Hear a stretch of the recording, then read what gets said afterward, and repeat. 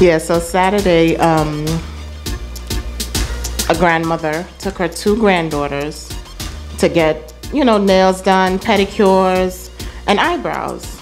Normal things that women get done. And one of the granddaughters was unhappy with her eyebrows.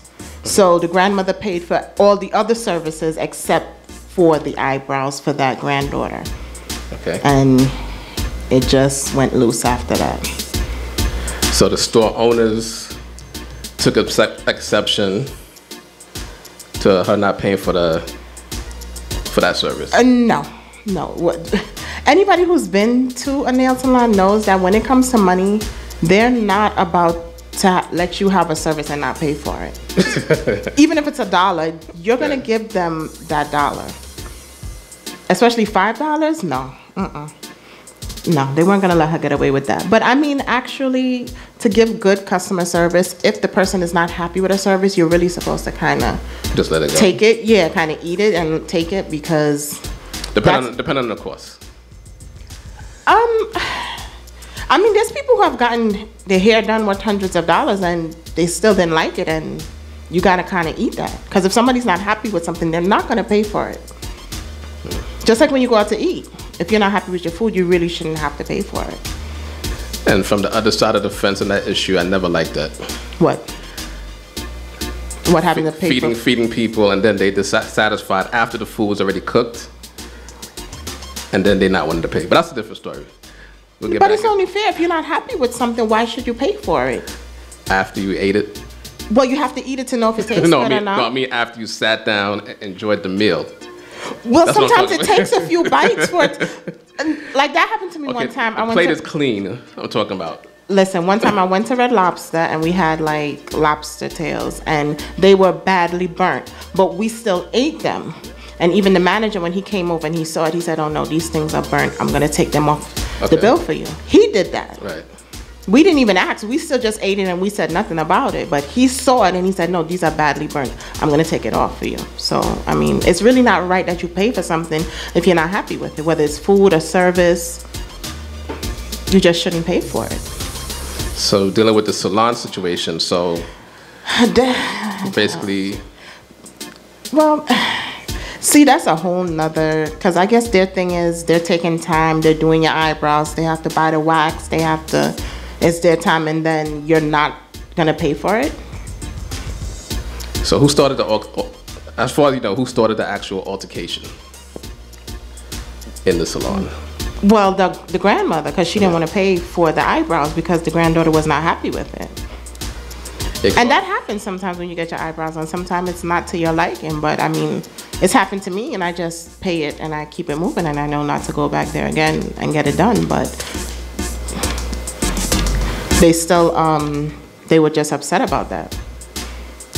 So like you said, they were attacked by the store owners? Well, not the owners, the workers. The workers? Because, the owners really never. Right. It's just the workers. But, yeah, and they're violent. They just all went into attack mode. They were hitting them with the brooms and throwing the acetone. Now, that part, I didn't like throwing the acetone. Like, if that went in people's eyes, that would have been... terrible. Yeah, so. What I saw was the protest at what is known as store number 2 for the owners of that particular salon.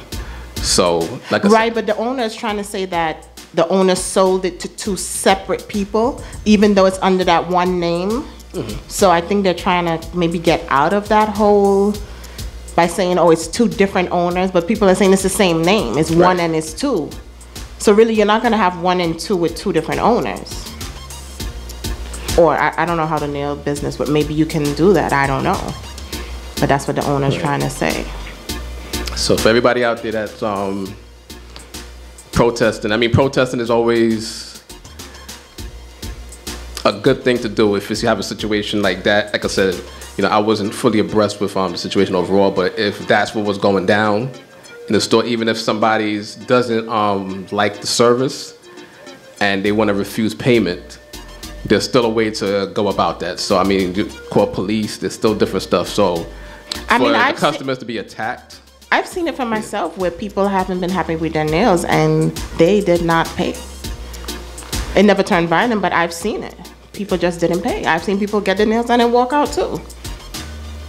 Not saying that it's right, but it happens. I wonder how it is for like barbers or beauticians, if it's the same thing. How do they feel if somebody's not happy with a service? Do they fix it? Do they refund the money?